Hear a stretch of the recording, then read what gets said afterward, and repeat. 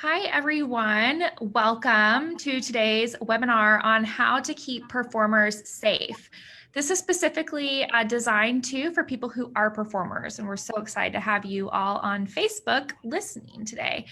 My name is Bridget Eckert, and I'm the Director of Communications at the Indiana Arts Commission. I'm a white woman wearing a gold sweater today. So excited for sweater weather. And like I said, this webinar is all about how the show must go on. We've got to make sure performers are safe during that time. So in this webinar, we're going to dive into what rehearsals and bookings look like right now, or what they might look like.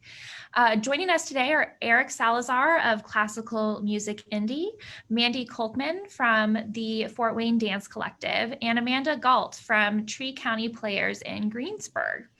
We are broadcasting to the world live through Facebook. If you have any questions, please post those in the comments below and we will get to them shortly. This webinar is being recorded and will be posted on YouTube and on our website at www.in.gov/arts under the training tab.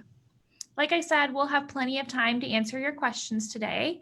So if you submitted one when you registered for this webinar, we've got it ready. And if you're watching on Facebook, you can add your questions to the comments below. Eric, Mandy, and Amanda will address those questions at the end. So let's go ahead and kick it off. First things first, I'll have you each introduce yourself and give a description of your appearance and setting for viewers with any visual impairments. Eric, would you like to go first? I would love to go first. Hi, everyone. My name is Eric Salazar. I am known in Indianapolis and beyond as the clarinet guy. I also work for Classical Music Indie as the Director of Community Engagement. I am a white and Latino man with full-ish beard that's got some patches in a couple places, brown eyes, brown hair that is currently swooped to the right, and my background is the cherished bookshelf where I put all of my favorite books. The other bookshelves over there are not on the screen. Thank you so much, Eric. Mandy, would you like to go next? Sure. My name is Mandy Kolkman, and I'm the Artistic Director at the Fort Wayne Dance Collective. I'm a white woman in my 30s with long brown hair, and I'm wearing a black t-shirt with a green dancer logo on the front of it. And I'm in a gray room, and I also have a bookshelf behind me. And if you guys are lucky enough, my dog does all of my Zoom calls with me at home. She is apricot color, and she may pop her head up every once in a while. We're so glad to have her and you with us today. Amanda, would you like to go next? Oh, we can't hear you, Amanda. You're on mute. Sorry, am I good now? Yeah, you're great. Yes. Hi, I'm Amanda Galt. I am a white woman in my 30s as well. I am president of Tree County Players, our local theater organization. I am also a teacher, so I am actually at school right now. This is actually the prop closet for our drama department because I do the plays at our high school as well. So I had to get away from the kids who are in the other room decorating for homecoming. I am actually wearing beach wear because it was beach day for our homecoming week. So excited to be here. Great, thanks so much. I miss Spirit Weeks. We need to have a Spirit Week in the office. I love that. Thank you everyone for joining us. I'm so thrilled to have all of you and your experience on this call this afternoon. So let's go ahead and just kick it off with the first question. This one is for all of you. And I would just like to take a moment to ask you guys how you're doing. How are you and or your organization back to performing or rehearsing in person? What does that look like right now? Yeah, how are we doing? We're doing as well as everyone else, or as poorly as everyone else, depending on if you're an optimist or not. We, at Classical Music Indie, we have recently begun live performance again. So we performed at a First Friday at the Harrison Center, and we performed at Fort Harrison State Park. Both concerts, we premiered new pieces that we had commissioned earlier in the year and had not yet gotten to premiere. So we're excited about that. There's nothing like learning a completely new job function in 3 months, but we're doing okay. Thank you. Mandy or Amanda, would you like to share how you're doing? Sure. So our organization is a nonprofit with a mission of inspiring and empowering people of all ages and abilities through movement and rhythm. And our diverse programming engages artists to fulfill these services with our community. So this usually means that we're going into public schools, into Parkview hospitals, and working in person at social service agencies. And we also have an on-site studio where we have arts education opportunities, and we perform for the general public through both dance as well as Japanese drumming. So along with trying to make all of these in-person engagements occur, we're also throwing into the mix a lot of Zoom and YouTube opportunities. So right now I feel like we're doing all of the things because we're in person as well as online. And so it's been very eye-opening. It's really, we always say in the nonprofit world that you have to wear many hats. And I think there is no truer statement than working at a nonprofit during a pandemic. Yeah, absolutely. Amanda, how are things going at school? Well, school's interesting in itself, but the TCP theater, obviously, we had to close our doors, and I can get into more detail later, but we're also a nonprofit, so it's kind of like, how do we keep our theater going?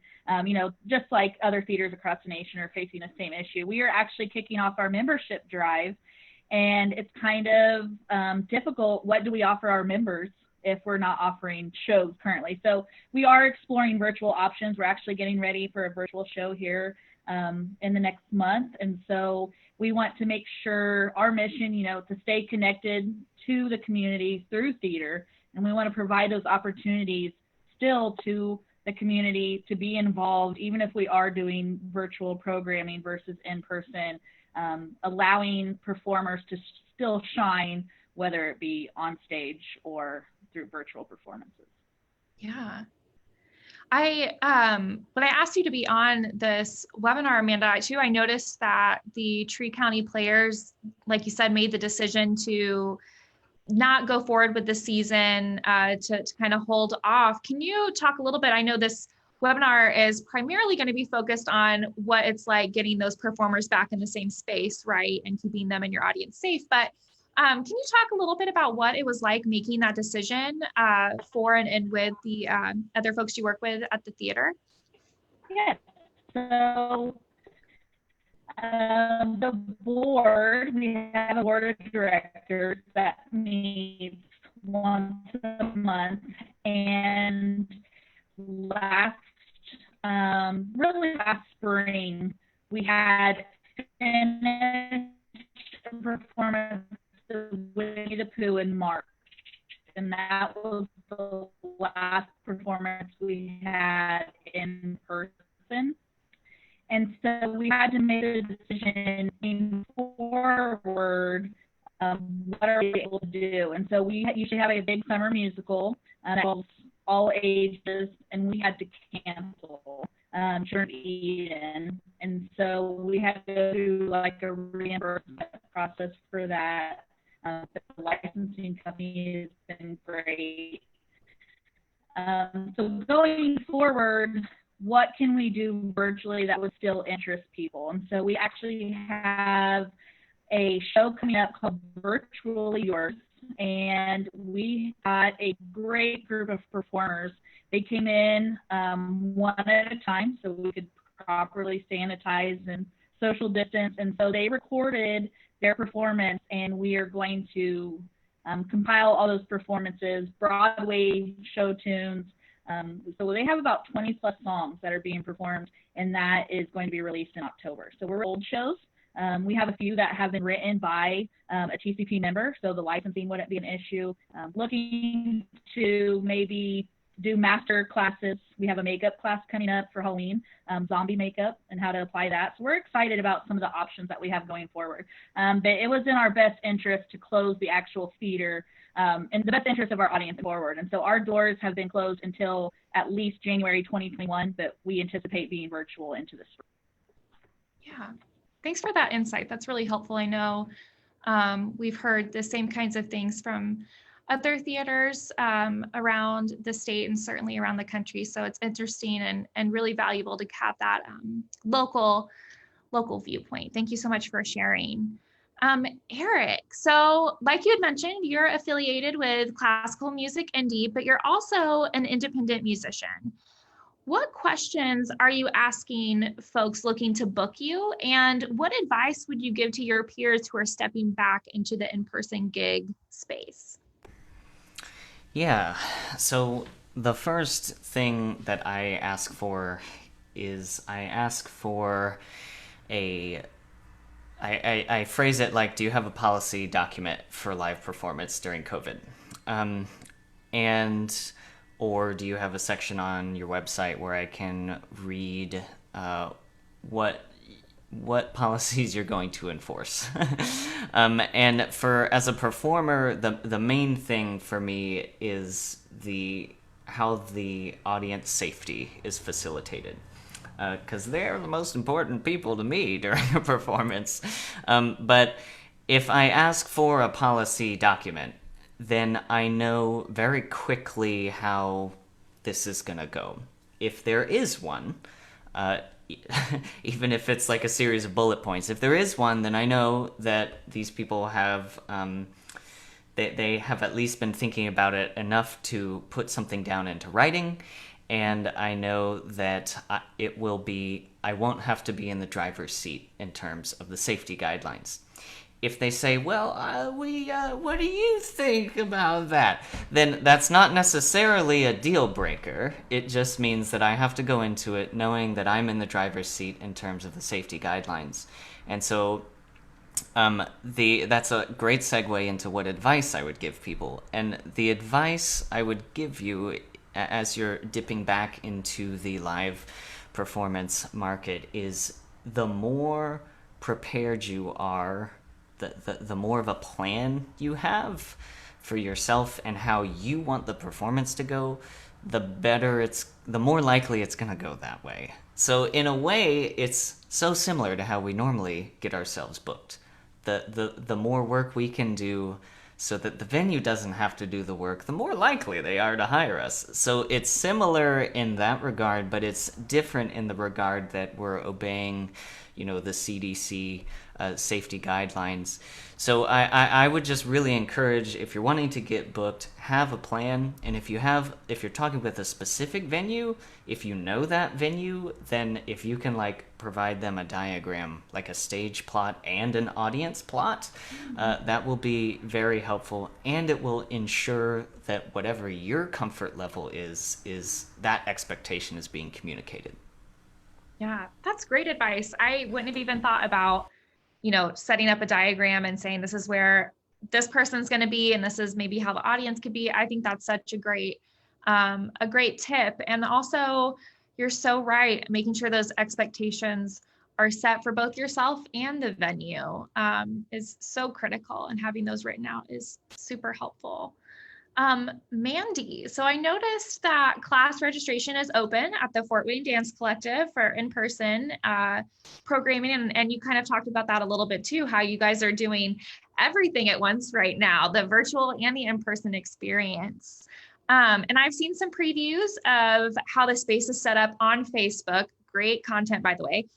And I noticed that you guys have markers on the floor so that participants can see how to stay 6 feet apart and what that actually looks like. Can you talk a little bit about maybe some other steps that you're taking to ensure both your safety and the safety of your participants? Oh, you're on mute.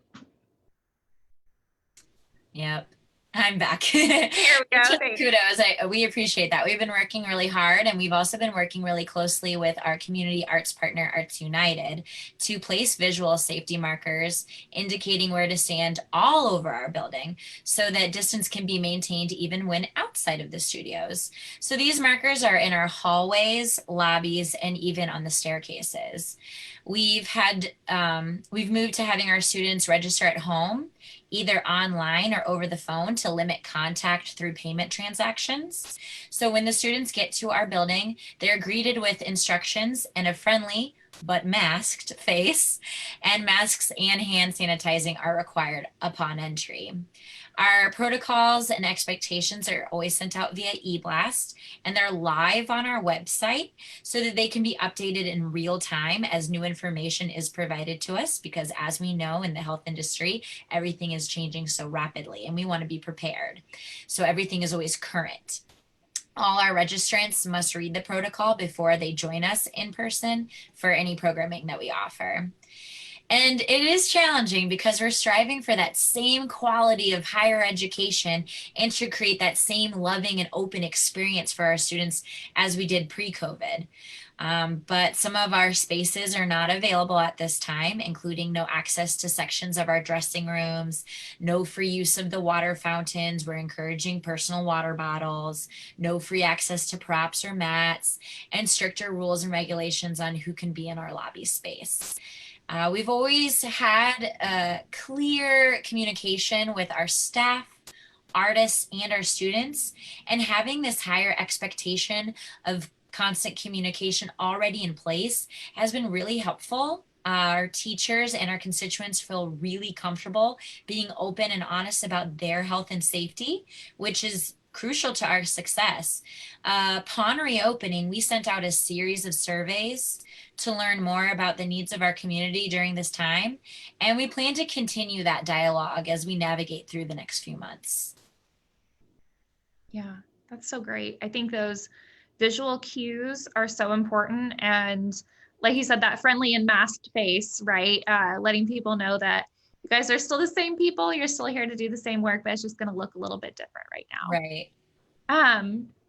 So that kind of makes me think too. I mean, we talked about how Amanda, Tree County Players, has decided to pivot, although you are working with some online content. And I touched a little bit too, Mandy, about how Fort Wayne Dance Collective is doing on Facebook. But I was curious if each of you would like to take a moment to talk about how you really engaged the digital space to engage with your audience, and not only your audience, but your community, right? That community support is so important for nonprofits and for individual artists. So can you talk a little bit about how you are continuing to engage with your community through this time? And Eric, I'll pick on you to go first. What do you say? Sure. Yeah, so if there's one thing I've learned about publishing things, it's that you should publish things, and I mean that in more than one way. I mean it in the way of I've released albums this year, so I have released sound recordings that are copyrighted content, regardless of the pandemic or not, which allows me to earn royalties. But I also mean it publishing content in a digital space that is typically free to a person, like on Facebook or YouTube.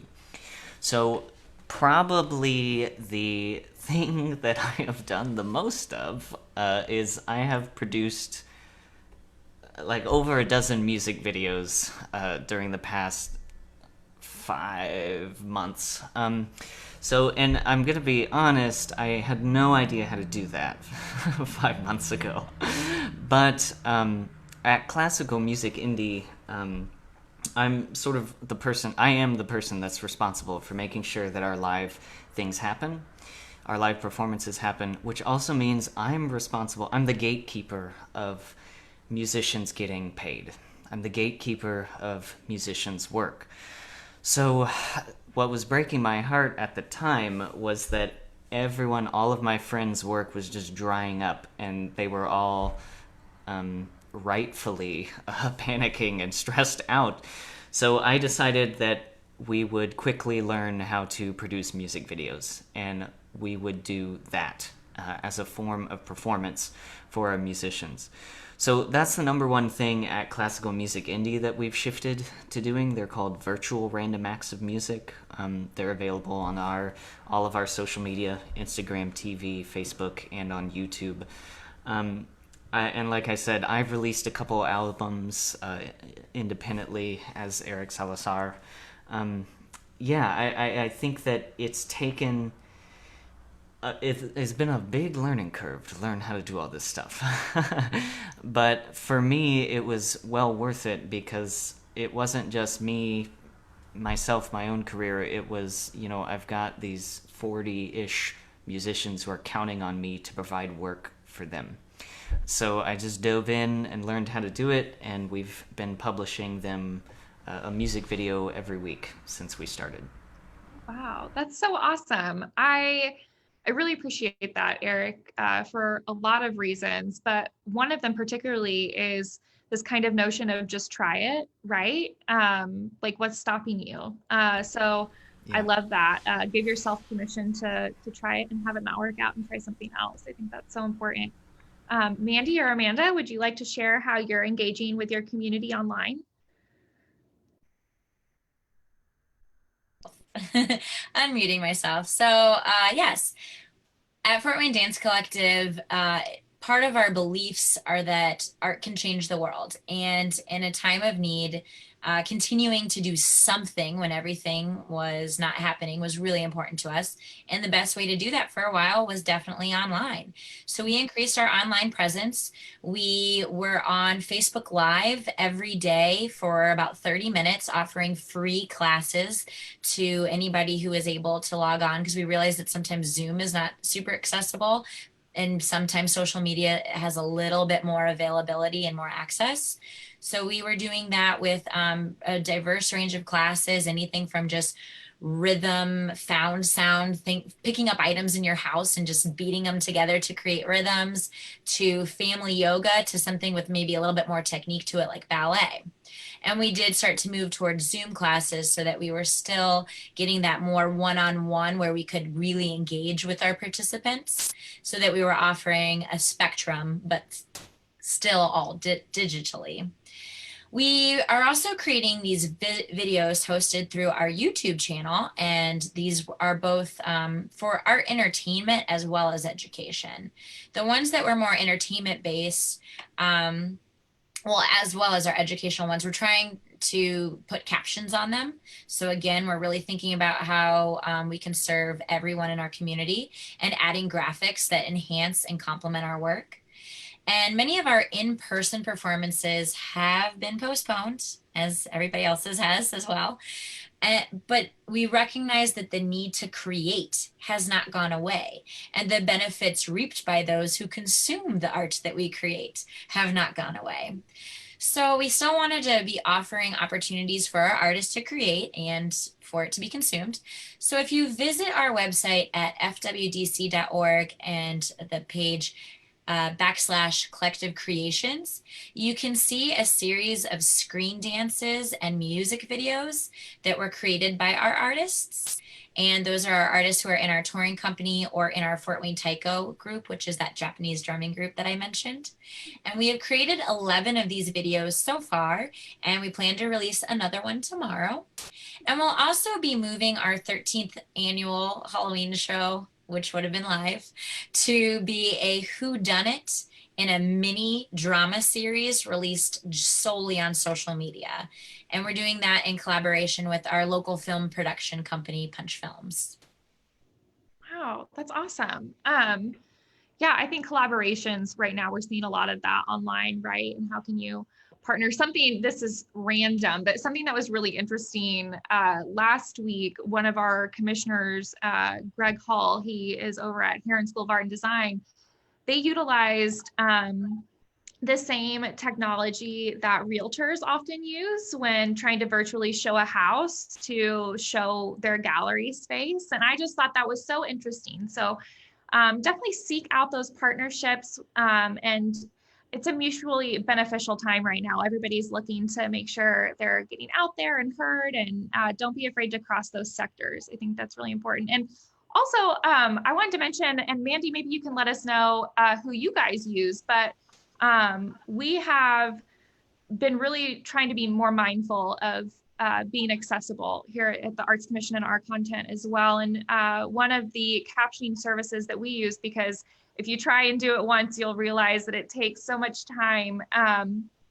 We use rev.com to caption our services. Who do you guys use, Mandy? Do you know? That's a good one as well. And we're in the beginning stages, so that's kind of as far as we've gotten. But I would have to agree, like, this is not necessarily a time, and I think Eric actually had touched to this as well. It's okay that you don't know all the answers. I think the more that you can start diving into things, educate yourself, be open and honest with your community that, hey, you're just learning. So if they have things that they can add that will help elevate your service, let us know. We're all ears. Yeah, absolutely. And Amanda, I definitely want to give you a moment to chime in. You mentioned that you guys are starting to put some more programming online and that you've had some folks that have written their own content, their own scripts. Can you talk a little bit about more what that's like? Yes, I do want to mention, talking about like COVID protocol though too, before I get into that, we have worked really closely with our local health department, Decatur County Health Department. Sean Durbin has been the man, and he has actually given us advice about what to do in theater, and kind of helped us develop our own COVID protocol as well, and our cleaning policy. So just wanted to throw that in there. So when we went to start planning virtual options, it was kind of like we're in the beginning stages of it too. Like Virtually Yours will be our first show, October 10th, I believe, is when we air it. And so this is kind of like a trial and error process. And once we see how well it goes, hopefully, then we'll be able to kind of plan more virtual performances going forward. We also have like a partnership with Grant Fitch, who's a storyteller, and we're trying to work in something for Halloween. We have a partnership with our library, the Decatur County Library, to do kind of like book trailer monologue performances and record those. So after Virtually Yours, I think hopefully we'll have a better idea on what we need to do to better stay connected to the community through these performances. Our plan is to put it on YouTube. We've talked about live streaming on social media. We do have a social media page, and that's how we do reach a lot of our members and get people interested in shows. We do have our website too, treecountyplayers.com, that we are updating and trying to connect through. It is actually our 50th anniversary this year for Tree County Players. And so we've really grown, and especially even just in the last few years. We bought a new building in 2016. It was an old church that we have transformed to this performing space, and it is so exciting. So when COVID hit, I mean, we were full momentum going forward, and now it's like backtrack. So we're really trying to work hard, but you know, kind of like Mandy said, you know, we're in those beginning stages. And so hopefully we'll have a better idea going forward. Yeah. I know you mentioned reaching out to your local health department. I think, yes, such a great tip and suggestion, especially small towns. Let's all work together and figure out how to make this go forward. I'm curious, Amanda, and I know it's beginning stages, but I'm sure you're already thinking ahead to what January might look like, or you said maybe even into the spring, whenever you actually bring people back in person. What kind of plans have you made for that to keep your performers safe, or have you guys dove into that yet? We have not we've just discussed, you know, we want to have a celebration for our golden anniversary, and we've talked about, you know, how that's going to look in March, April. Are we still social distancing, which I assume we will be? Are we still requiring masks, which I assume we will be, but you know, we just don't know. our performers can perform in face shields if the health department has signed off on it and we are able to bring an audience in. That would be wonderful, because the show definitely is a whole different feel when you have people there watching it, so in person.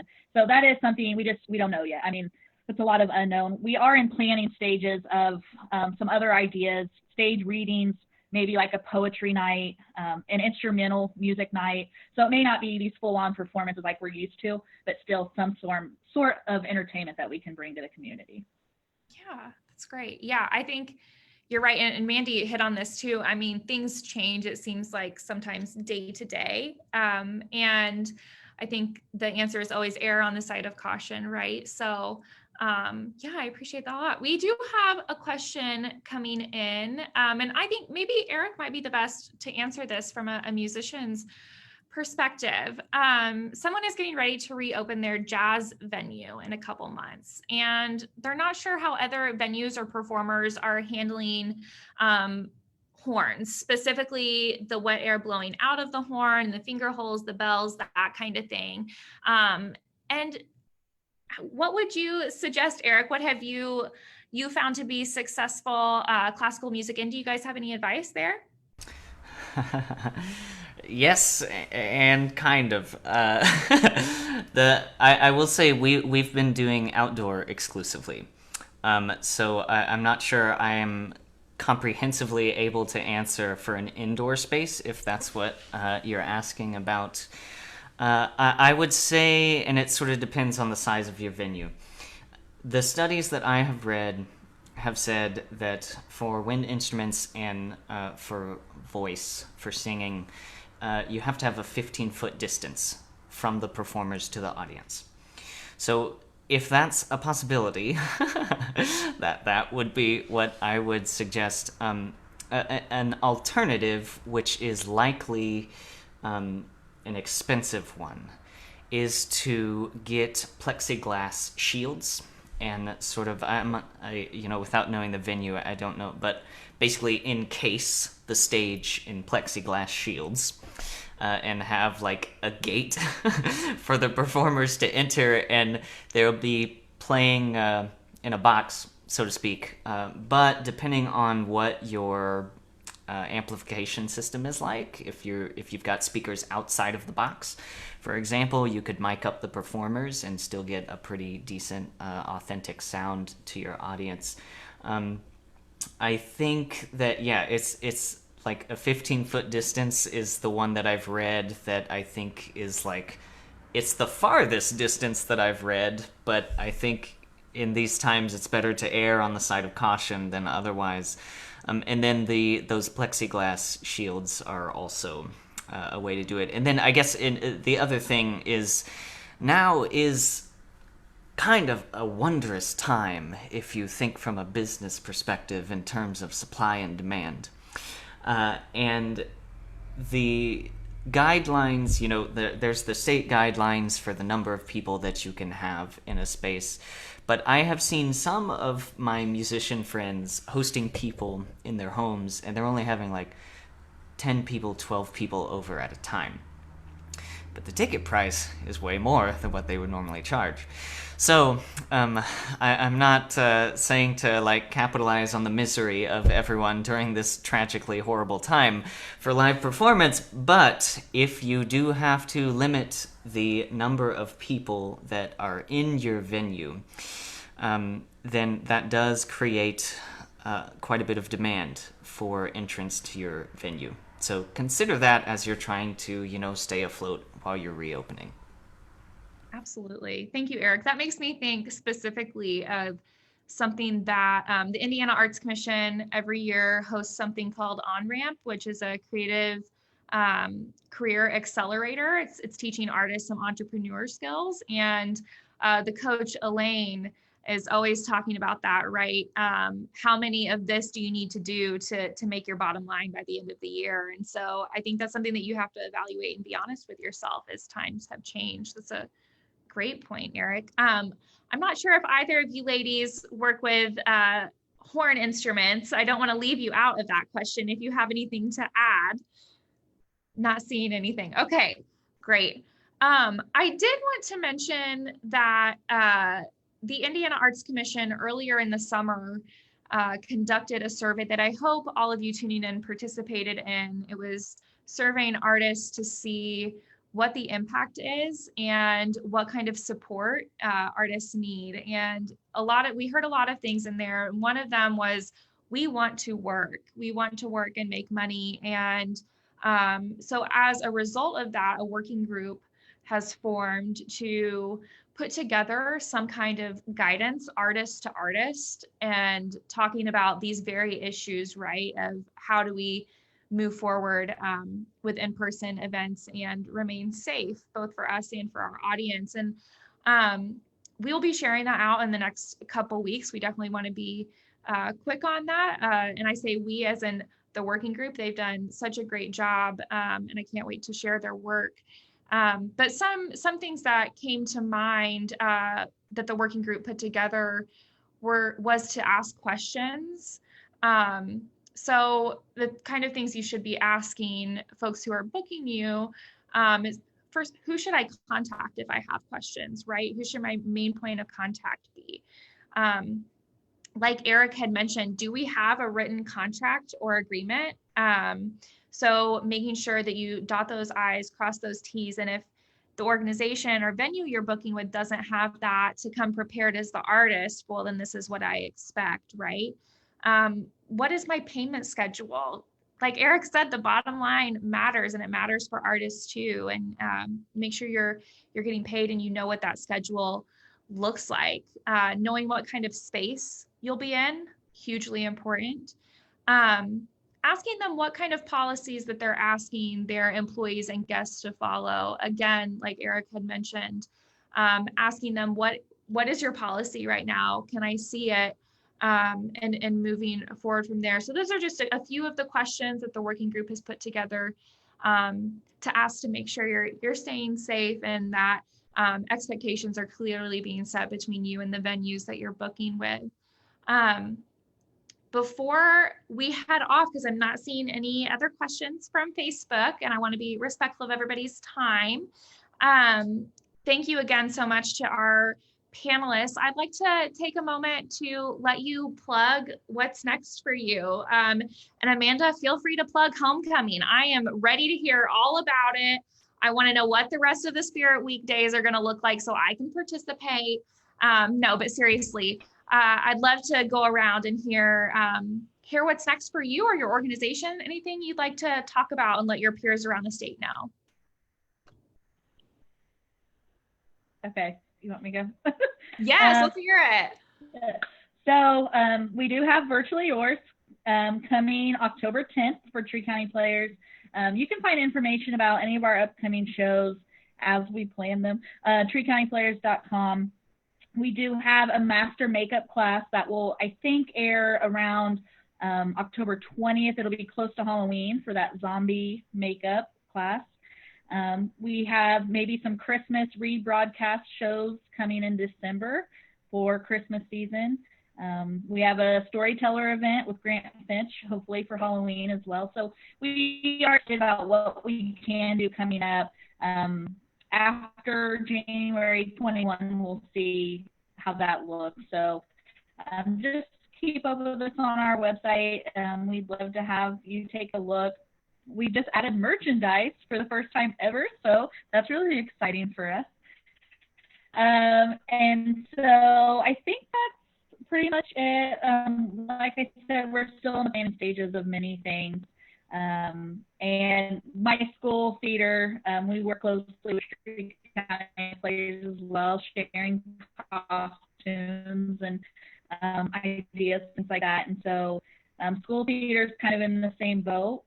We actually had our homecoming 2 weeks ago, and it got canceled because we had so many kids that were contact traced for some positive cases. But we're back, and hopefully the game will get played Friday. And so it's biome theme for the week. So tomorrow's tundra. So dress in your warm wear. Okay, I will get my winter coats out, and we will do that. That's really all I have. Awesome. Thank you so much, Amanda. That's so exciting. I'm really looking forward to that master makeup class. I think that will be so fun for October. Thanks for telling us about it. We'll make sure also, if you're listening, and you registered for this webinar, we will be sending out materials tomorrow, and we will link everyone's links that they're talking about. All of that will be in that. Mandy, would you like to go next? Sure. So I had mentioned that we were creating a ton of Facebook Live videos. And the great thing about Facebook is that they live forever. So until you delete them. So if you go to Fort Wayne Dance Collective on Facebook, you can go to videos and you will see all of the classes that you can enjoy at any time. You can watch them as many times as you want. You can do them alone, share them with your friends, share them with your family. We also have those collective creations that I was mentioning that live on our website under videos.